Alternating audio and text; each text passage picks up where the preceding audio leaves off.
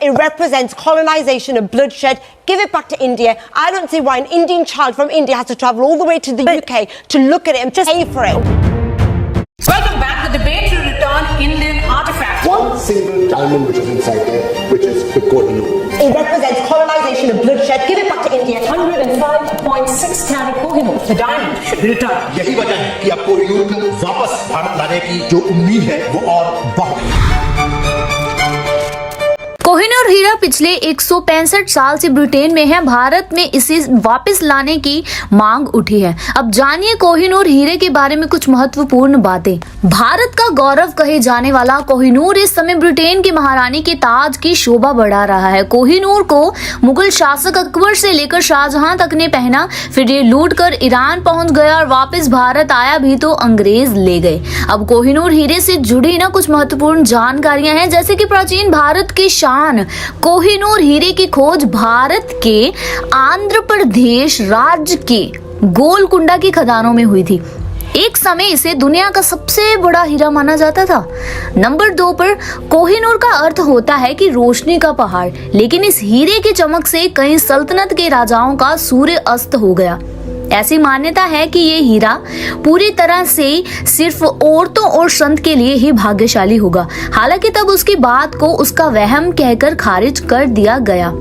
पर यदि हम तब से लेकर अब तक का इतिहास देखें ना, तो कह सकते हैं कि ये बात काफी हद तक सही भी है। नंबर 3 पर कोहिनूर सबसे पहले 12वीं शताब्दी में काकतीय साम्राज्य के पास था। वहाँ वारंगल के एक मंदिर में कोहिनूर हिंदू देवता की आंख के तौर पर मंदिर की शोभा बढ़ा रहा था। सबसे पहले वहाँ से अलाउद्दीन खिलजी के सेनापति मालिक काफूर ने 1310 में इसे लूट लिया और खिलजी को भेंट कर दिया। इसके बाद इसने दिल्ली सल्तनत के विभिन्न राज्यों की शोभा बढ़ाई।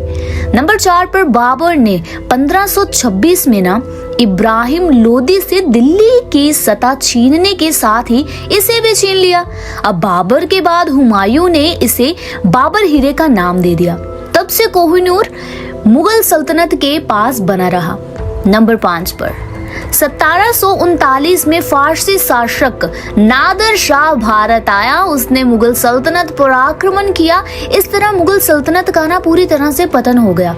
अब नादर शाह अपने साथ तख्ते ताऊत और कोहिनूर हीरे को पर्शिया लेकर उसने इस हीरे का नाम कोहिनूर रखा। 1747 में नादर शाह की हत्या हो गई। कोहिनूर हीरा अफगानिस्तान शहंशाह अहमद शाह के पास पहुंच गया। उसकी मौत के बाद उसके वंशज पर ये कोहिनूर हीरा चला गया। लेकिन साल 1830 में ना अफगानिस्तान का तत्कालीन शासक शुजा शाह किसी तरह कोहिनूर के साथ बच निकला और पंजाब पहुंचा। उसने ये हीरा महाराजा रंजीत सिंह को भेंट किया। इसके बदले में रंजीत सिंह ने ना ईस्ट इंडिया कंपनी को अपनी सेना अफगानिस्तान भेजकर शाह शुजा को वापस गद्दी दिलाने के लिए तैयार कर लिया।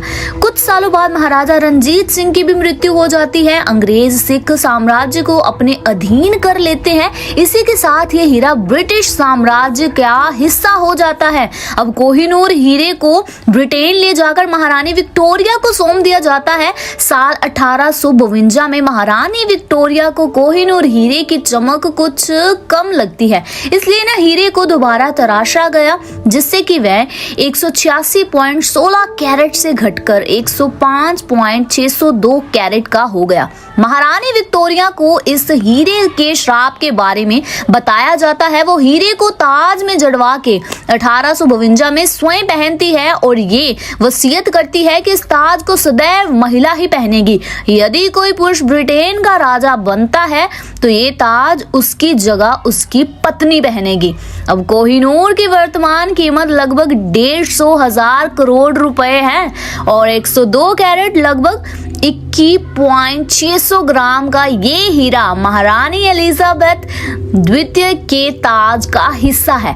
भारत अकेला देश नहीं है जो इस हीरे पर दावा जता रहा है। अपने लंबे सफर के बाद ना ये हीरा ना कई राजाओं के हाथों से गुजरा है। साल 1976 में पाकिस्तान के प्रधानमंत्री जुल्फिकार अली भुट्टो के ब्रिटिश प्रधानमंत्री जिम कैलेगन ने इसे उनके देश को लौटाने का अनुरोध किया था। इसके अलावा अलावा कोहिनूर हीरे के साथ एक मान्यता जुड़ी हुई है कि ये हीरा शुरुआत से ही अपने स्वामी के दुर्भाग्य व मृत्यु का कारण और स्वामिनियों के सौभाग्य का सबब बना है।